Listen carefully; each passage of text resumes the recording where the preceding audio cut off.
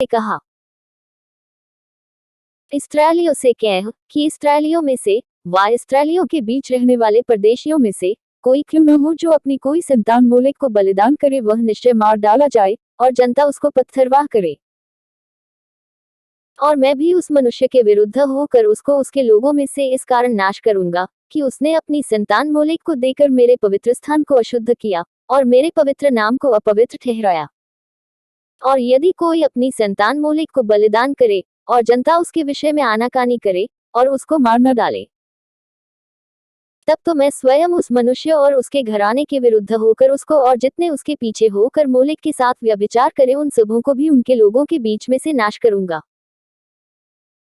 फिर जो प्राणी ओझाओं व भूत साधने वालों की ओर फिर के और उनके पीछे होकर व्यभिचारी बने, तब मैं उस प्राणी के विरुद्ध होकर उसको उसके लोगों के बीच में से नाश कर दूंगा।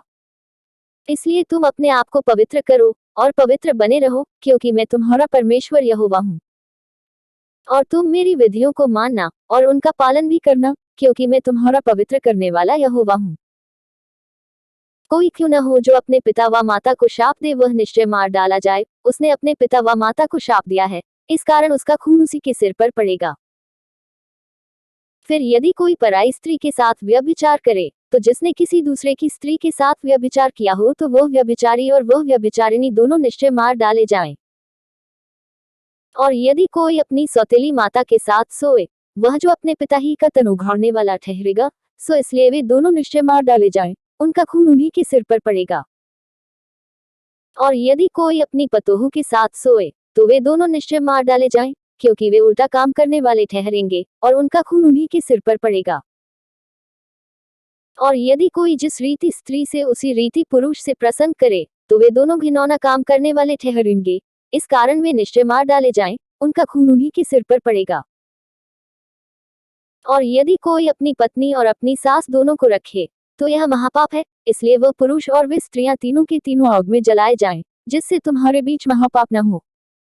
फिर यदि कोई पुरुष पशुगामी हो, तो पुरुष और पशु दोनों निश्चय मार डाले जाएं। और यदि कोई स्त्री पशु के पास जाकर उसके संग कुकर्म करे, तो तू स्त्री और पशु दोनों को घात करना, वे निश्चय मार डाले जाएं, उनका खून उन्हीं के सिर पर पड़ेगा। और यदि कोई अपनी बहन का, चाहे उसकी संगी बहन हो चाहे सौतेली, उसका नग्न तन देखे, तो वह निंदित बात है। वे दोनों अपने जाति भाइयों की आंखों के सामने नाश किए जाएं, क्योंकि जो अपनी बहन का तन उघाड़ने वाला ठहरेगा, उसे अपने अधर्म का भार स्वयं उठाना पड़ेगा। फिर यदि कोई पुरुष किसी ऋतुमती स्त्री के संग सोकर उसका तन उघाड़े, तो वह पुरुष उसके रुधिर के सोते का उघाड़ने वाला ठहरेगा और वह स्त्री अपने रुधिर के सोते की उघाड़ने वाली ठहरेगी, इस कारण दोनों अपने लोगों के बीच से नाश किए जाएं।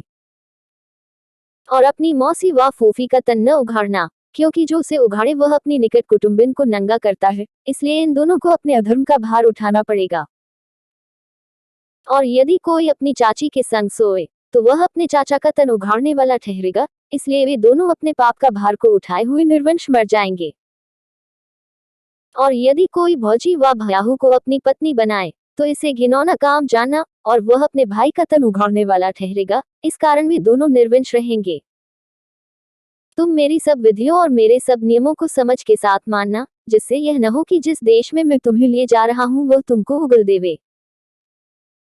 और जिस जाति के लोगों को मैं तुम्हारे आगे से निकालता हूँ उनकी रीति रस्म पर न चलना, क्योंकि उन लोगों ने जो ये सब कुकर्म किए हैं, इसी कारण मुझे उनसे घृणा हो गई है। और मैं तुम लोगों से कहता हूँ कि तुम तो उनकी भूमि के अधिकारी होगे, और मैं इस देश को जिसमें दूध और मधु की धाराएं बहती है तुम्हारे अधिकार में कर दूंगा। मैं तुम्हारा परमेश्वर यहोवा हूँ, जिसने तुमको देशों के लोगों से अलग किया है।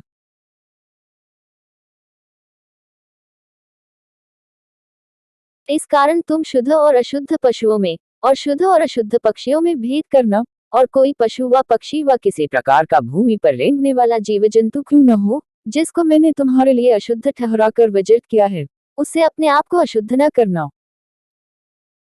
और तुम मेरे लिए पवित्र बने रहना, क्योंकि मैं यहोवा स्वयं पवित्र हूँ, और मैंने तुमको और देशों के लोगों से इसलिए अलग किया है कि तुम निरंतर मेरे ही बने रहो। यदि कोई पुरुष व स्त्री ओझाई व भूत की साधना करे, तो वह निश्चय मार डाला जाए, ऐसों का पत्थरवाह किया जाए, उनका खून उन्हीं के सिर पर पड़ेगा।